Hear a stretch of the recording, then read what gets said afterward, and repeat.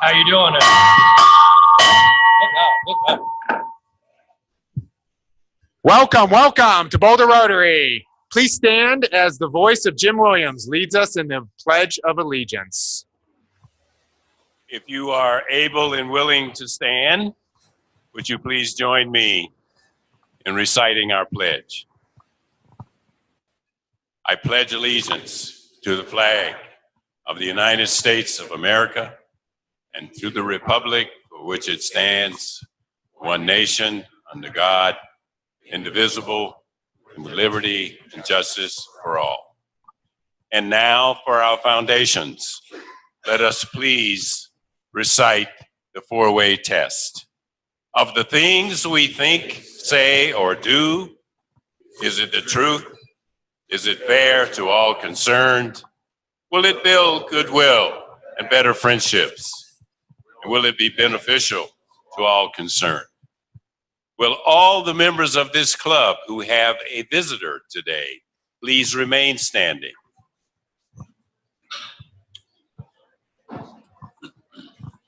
Please remain standing and find the camera, which is to my right. You have a visitor? All right. Your attention, please. Your attention, please. As we say in libraries, shush. I'm pleased to introduce my guest today. This is Dylan Donaldson. Dylan actually graduated from CU a number of years ago, lived in Eagle Valley, and currently he and his wife run a small dispensary, marijuana dispensary here on the outskirts of, well, I guess it's in Boulder. Okay, very good. So please welcome Dylan.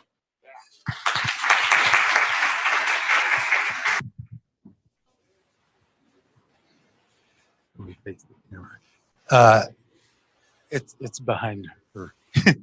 I have three guests today.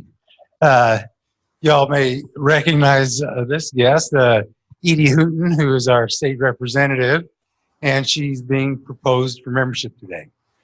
Please welcome Edie. My other two guests are Gary and Sue Poland from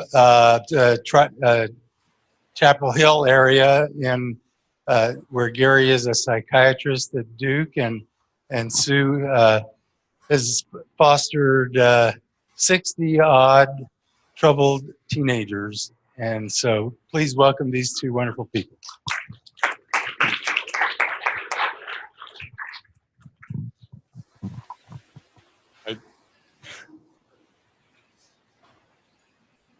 I've been sitting with Lynn Johnson.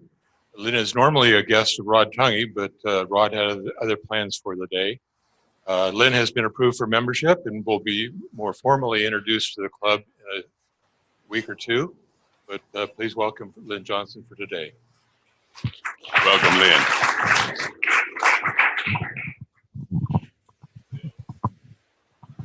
Thank you. It's my honor today to reintroduce a couple of folks. Scott Hancock, who was here, I think this is his second or third visit, and he has applied for membership. I have his membership application in my pocket. And Franklin Deck, who joined us a while back. And Frank brought his spouse today, Katrina Jewell. And Katrina is a writer. She's working on a journal article on work that she has done in Bangladesh. And they're all here to see our club. Welcome, the three of them. Thank you, Bill. I'm delighted to be able to introduce today Christy Martinez, who is director of the Corey Wise Innocence Project at University of Colorado, about which we're going to have a program in a couple of weeks' time, and Christy will be back for that. But even more interestingly, Christy's in that job for only a couple of more months because the governor has appointed her to be our newest 20th District Judge, County Court Judge. So it's your honor, Christy Martinez.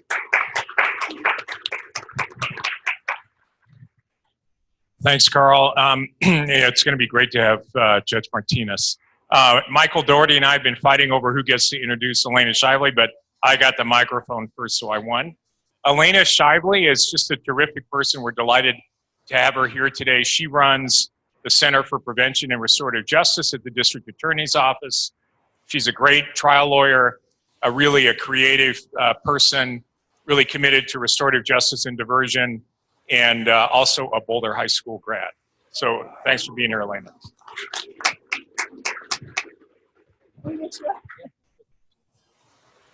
Hi there. I'm delighted to introduce Stephen Lefevre, who is the Executive Director for Teens Inc. up in Nederland, Colorado. We also have restorative practices going on up at Teens Inc. We've been doing it since about 2014. So thank you.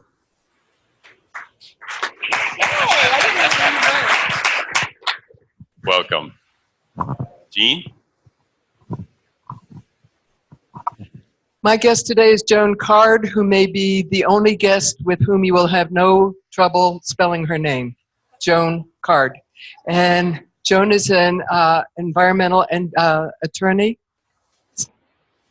Spent a lot of years going by bus into Denver and now is in practice in Boulder, Colorado, and is sussing out different Rotary clubs. So be nice to her. Welcome, Jean.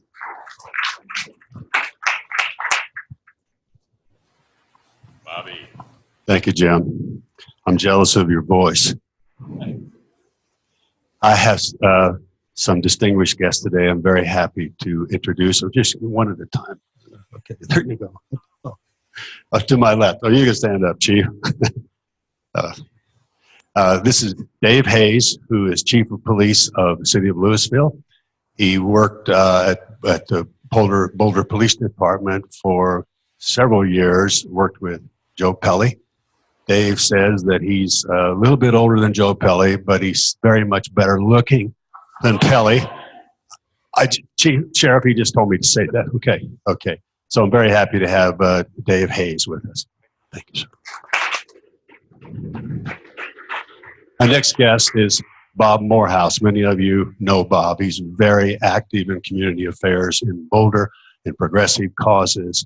He is a founder of Vermilion Digital Design Company, which does work all over the country, Whole Foods, other big corporations, but also a lot of work with nonprofits such as the Community Foundation and VIA. Bob Morehouse, my friend. Next is another friend of mine, Charlie Stein, is also very active in community affairs. And Charlie is founder of the, I always forget the name of it, Charlie, the Enjoy Birth and Parenting Education Company, which focuses on health of children and families. Welcome, Charlie.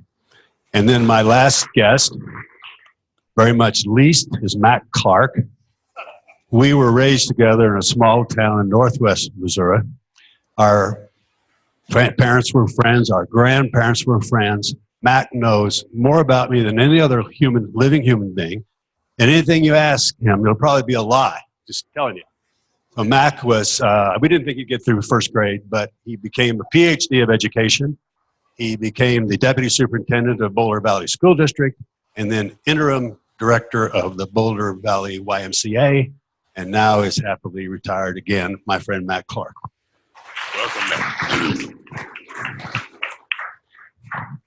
What's his name? Hey, Jim, you're pretty casual here. Yeah. What's happening? Hey, the Peace Committee had a meeting today, and there was a whole bunch of us, and we have 3 guests. They're sort of my guests, but Cinda helped a little bit. And in addition to these 3, the president of New Gen,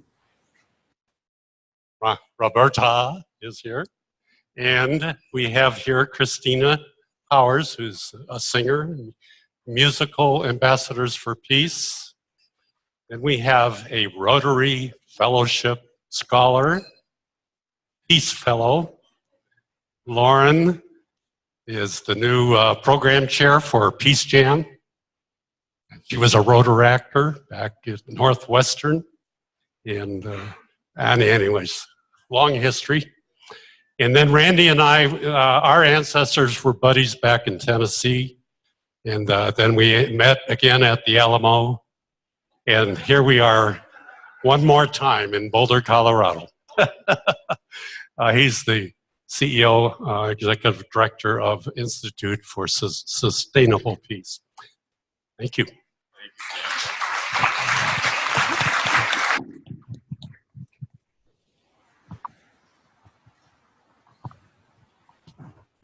Hello, everyone. I'd like to introduce you to my best friends in the last 1 minute and 32 seconds as we've stood here. This is Patrick and Mallory Mullins. They have just moved here from Birmingham, correct? And they both work here at Raymond James, as I understand it. And this is, of course, their first time at this club. And so please help welcome them to our club and to Boulder. Thank you. Welcome.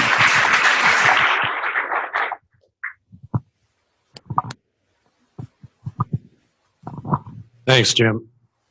Everybody here at the camera. So it's my honor and privilege. I have 3 guests.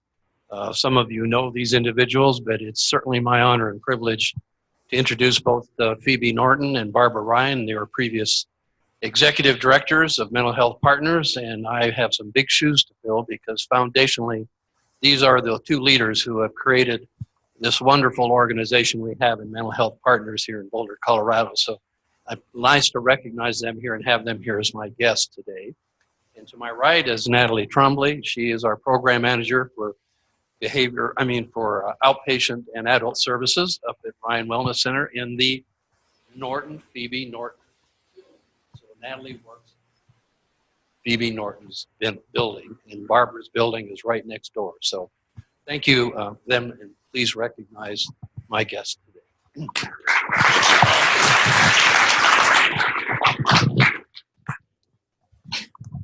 So I brought Scott Stocker. He's a recipient of the Spouse of the Year Award from Rotary District 5450. And he is my spouse, that happens to be, so I agree with that. And it's his birthday, so that's why he's here. Happy birthday. Do we have other visitors of this club today? Other visitors? Welcome to you all. Now, remember that we have a birthday coming up. This club has a birthday. Everybody know how old it's going to be? Well, we've got some suggestions. They're on our website, but today I'm just going to mention 2 things that you can do to help us celebrate our upcoming birthday. Number 1, you can create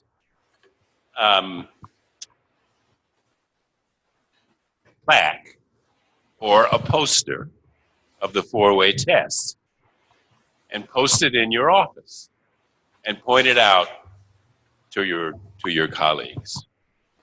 The other thing you can do is create a game, a guessing game that you will play at a future table here on a Friday afternoon. You create the questions and you conduct the game. Just 2 things that you can do to help us celebrate our birthday. Thank you, Jim. Yes, thank you, Mr. President. Yes. So I just want to say thank you to all of our guests. You know, when I was going through president training for Rotary, one of the questions from the audience is, when do you know that you've got a great, thriving club? And the answer that they gave is when you do the gavel, and your members are still talking, okay? Talking with their friends. And when they feel so good about their club that they bring their friends and their guests. And so what a better example today than having all these guests, and what a great club that we have. 100 years this year. So it's my sad duty to announce that if you didn't read it in the newspaper, Gingy Patterson passed away this past week. A long-time member of our club. And to talk a little bit more about that, here's past President Marty Evans. As Mike said, there was an article in the paper just Tuesday, if you happen to see Front page of the camera below the fold, picture of Gingy, longtime downtown Boulder business advocate, dies at 93. She was our Gingy, in addition to all the many, many things that she did for the community in Boulder. I'm sure that there are many stories that you may all have about her or remembrances, and if you do, I'd like to know them because we're going to compile something for the future about her. One of the things that I remember and thinking about Gingy was for years, I was her wheels, and gratefully so. And one of the times a couple of years ago, she got in the car and she served notice. I want you to know, you don't need to feel bad, but you don't need to feel that you have to bring me to Rotary anymore. I know you're going to be busy, so just don't worry about it. Well, okay, we kept going as long as we could, and pretty soon Willie picked up the steering column, and on occasion Bob Stunker would take her home, and Darla and Deborah and all, but she got here, and if you said, "Hi, Gingy, it's great to see you," she would say, "It's really great to be seen." So we remember her fondly and all that she gave to this club, and we'll tell you more about that later. And at this point, I think there's more news about her influence and that of others. That's right. We do remember her fondly. There will be a memorial service on December 2nd at 2 p.m. at St. Aidan's. So, Carol, with this week's vignette. I must say that it's a special privilege for me to be able to deliver this bit of history of Boulder Rotary just days before my own 31st anniversary as a member of this club.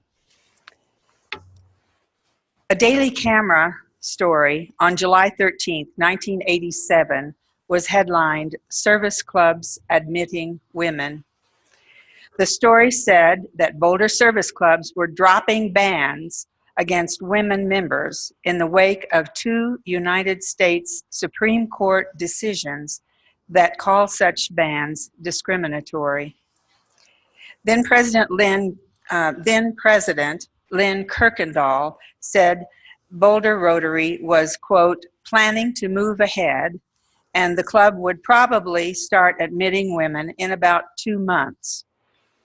Earlier in the 1980s, Rotarians Peter Dietze and Bruce Ekstrand had suggested that the board of directors consider asking Rotary International to allow clubs a local option on the question of female members.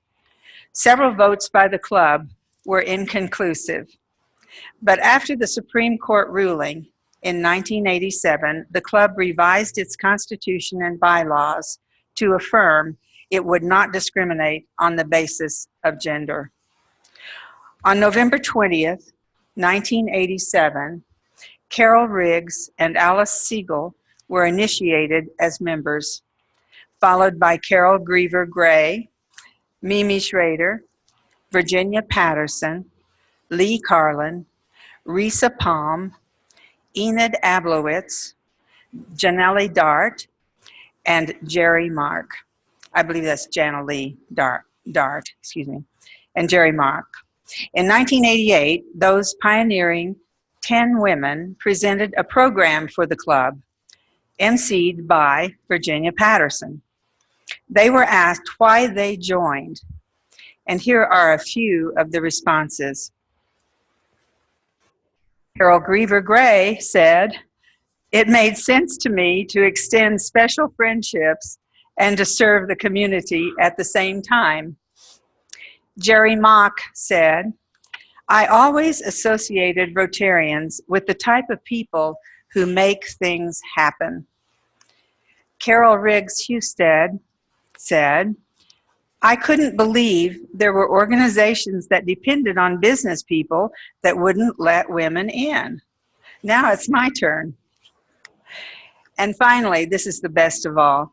Virginia Patterson said, "We know we'll never be one of the guys, but gosh, it's nice to be part of the gang."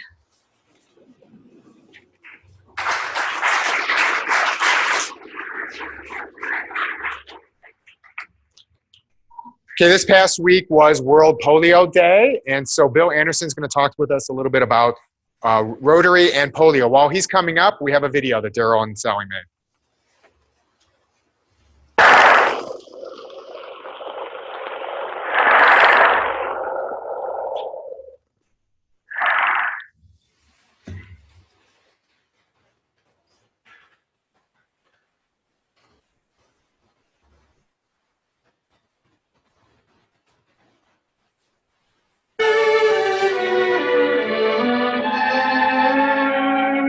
It could strike anybody, anywhere.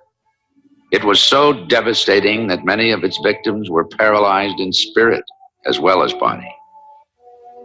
One was not. With Basil O'Connor, Franklin D. Roosevelt created the March of Dimes. Dr. John Enders and Dr. Jonas Salk were among the scientists who led the battle in the research laboratory. America was united in its faith that it could be done, that miracles were possible. In the historic March of Dimes field trials, a vaccine developed by Dr. Salk was tested. America waited. Then the moment of triumph. Employed, the vaccine could be considered 80 to 90% effective against paralytic poliomyelitis. The crippler had been conquered. When the vaccine became successful, Salk did what the best scientists do, and what the most moral of them do, and what the most humanitarian of them do. And he said, this is a vaccine for the people. You know, this is not a vaccine for my personal profit. And he made the famous statement, you can't patent the sun. The sun is for the people. This vaccine is science's gift to the people. It was an extraordinary act. When polio is finally eradicated, and you know it will be soon, you stand surely in the first chapter of that book.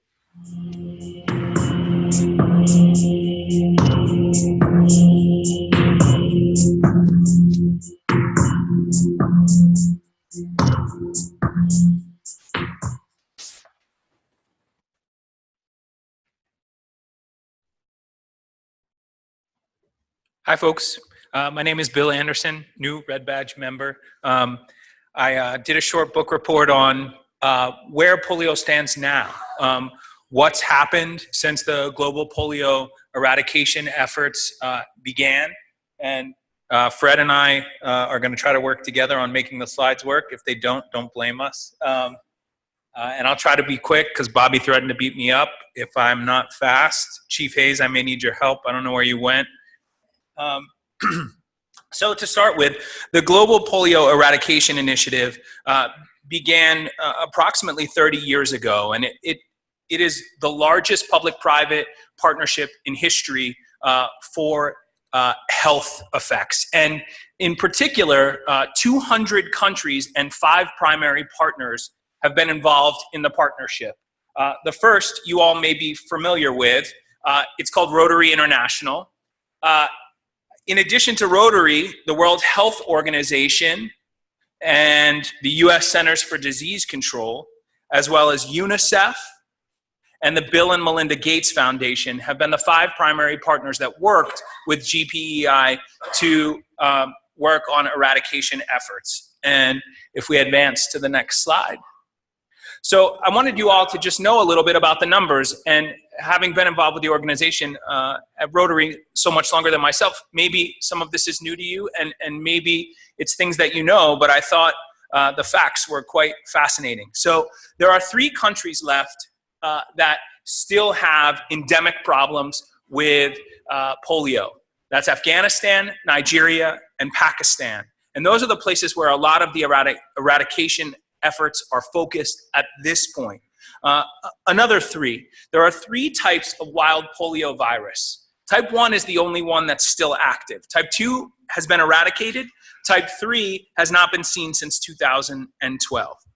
5 or less. That's the age group that's most susceptible to the polio virus. 350,000. That's the number of people per year that were being paralyzed as the result of exposure to the virus when GPEI started its work. 14 cents. At this point, that's the cost of a single vaccination to remove the risk of polio for people. 16 million. That is the number of people that have been saved from paralysis by the work of GPEI. Finally, 20 million, that's the number of volunteers worldwide that have come together to work on eradication efforts. 22, which is a pretty substantial contrast from 350,000 being paralyzed per year. There were only 22 cases in 2017. 1 in 200, that's the frequency with which paralysis affected those who are infected with the virus. $1.6 billion plus. That's the amount that Rotary International has contributed to the effort to eradicate polio. And finally, 3 billion. That's the approximate number of doses of vaccination that GPEI has managed to distribute throughout the world. So I hope some of these facts are news to some of you. I was certainly impressed to learn about the tremendous contribution that Rotary has made and the amazing partnership that Rotary has had through GPEI. Thank you.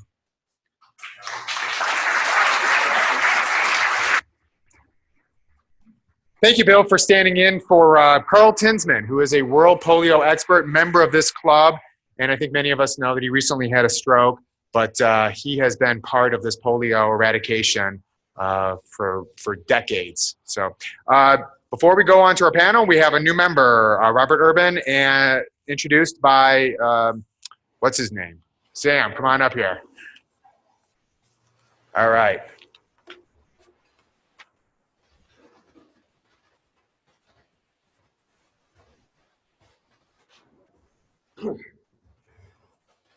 It's an honor to have Robert as our newest member.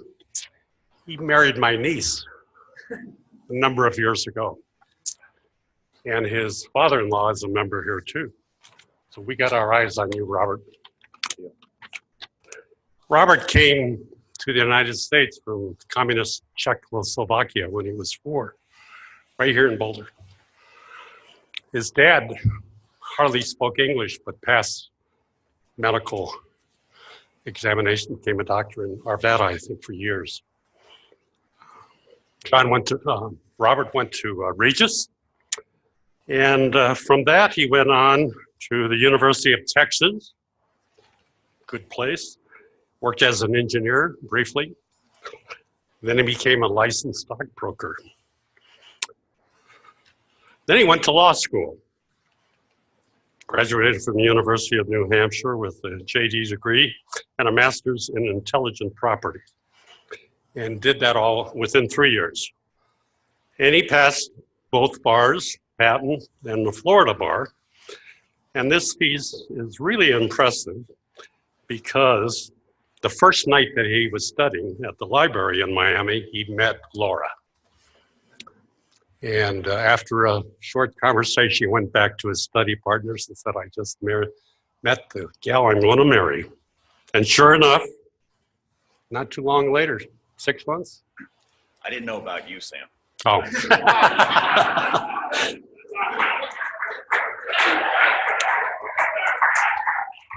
Okay. He's a nice guy, really. He has 6 children. And his wife is a medical doctor. And I mean, it's unreal.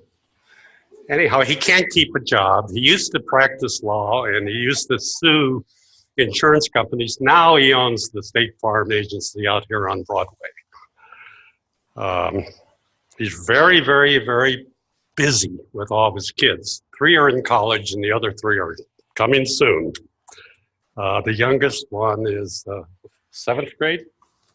6th grade, yeah. And on top of all this, he's the honorary consultant to the Czech Republic, where he helps a lot of people with their needs. So let's give a big welcome to our newest member, Robert Urban. Robert?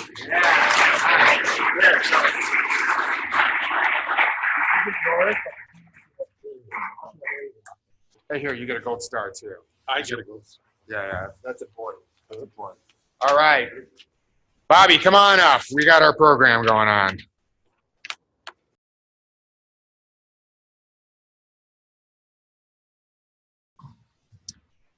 Thank you so much.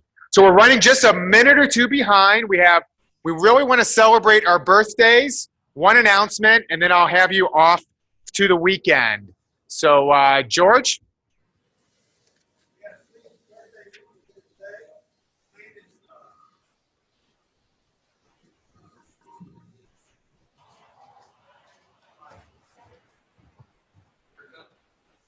I'm just going to give it right. Well, is it on? Yes. I postponed last week so I could report on my gift from my grandkids last week to take me to First Man. And I saw the IMAX, and I was somewhat disappointed with the excessive artistic license and the lack of the screenwriter being aware. I'll give you two quick examples. Back in 1966, my wife and I had dinner with Neil. This was right after his Apollo 8 mission, in which he and Dave Scott almost bought the farm with the excessive rotation speeds. And Neil told us that he didn't emphasize how close they were to blacking out, but he did say they couldn't look for the switches or panel displays with turning their head. Centrifugal force was too high. And, but they finally got it stopped.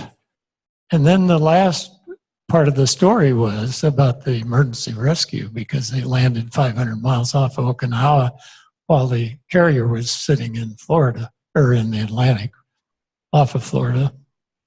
And they were in more than 20-foot seas in that capsule. And it was a pretty good seasick condition. And so anyway, that was all left out of the movie.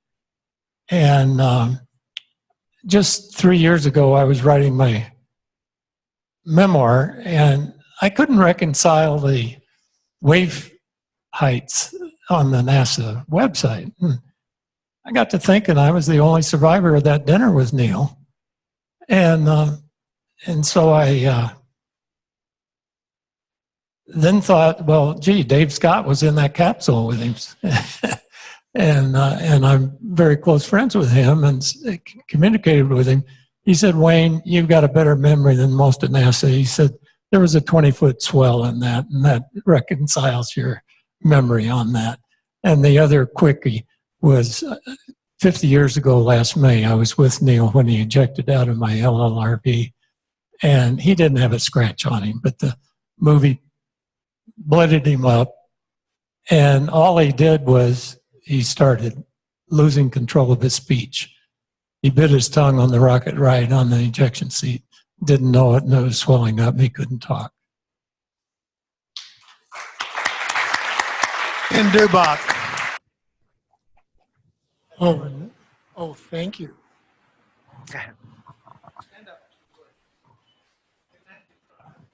So I already told you that Scott's birthday is this month too. We met this month, right about this week.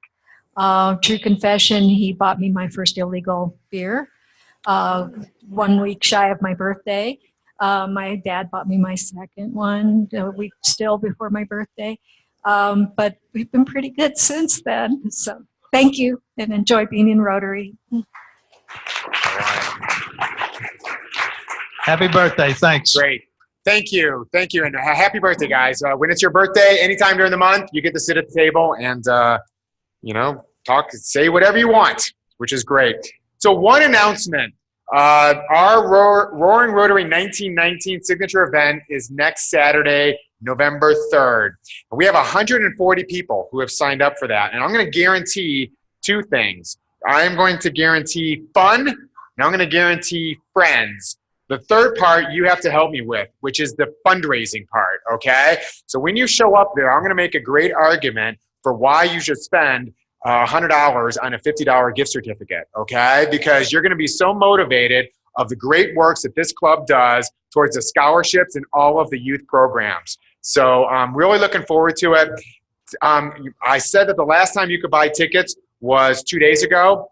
I got a deal for you. If you give Nancy Chin Wagner a check today by 5 o'clock in your meal choice, you can get in today. So today is absolutely the last time in order to go to the Roaring Rotary 1919. This is where we raise our funds for our good works.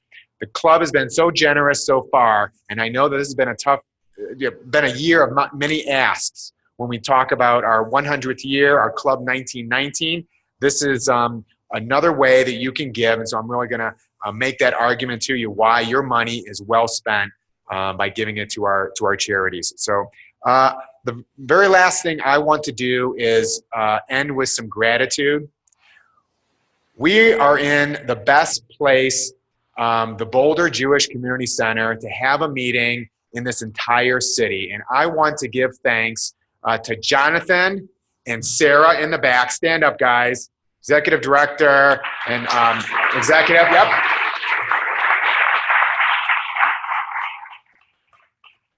And whenever we need something, Kevin, right over here, takes care of us every single week. They are a class act and so proud to be partnered with a wonderful organization like the Boulder JCC. So I just really want to give gratitude to you and to the whole organization. That being said, have a great weekend.